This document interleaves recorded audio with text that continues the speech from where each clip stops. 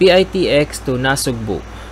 So katulad din ng tanong kanina na Buendia papuntang Nasugbu, meron ding mga bus galing PITX na papuntang Nasugbu.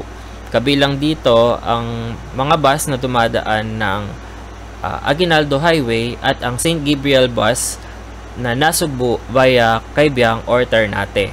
Pwede ka ring sumakay ng bus na papuntang Tagaytay. Baba mo ng Olivares, pwede ka na lumipat doon ng mga bus na papuntang Nasugbu. O di kaya bumaba sa may Mendez at may jeep doon mula Mendez papuntang Nasugbu.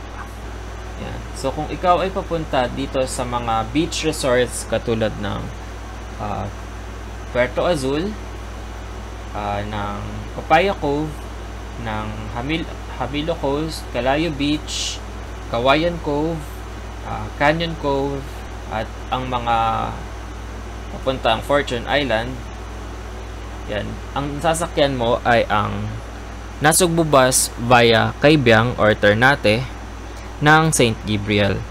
Pwede ka rin namang sumakay ng bus na via Aguinaldo, pero mas mahaba ang biyahe pag dadaan ka ng Aguinaldo dahil traffic sa may Aguinaldo Highway, lalo na sa Tagaytay at sa Mendez na may ginagawang flyover.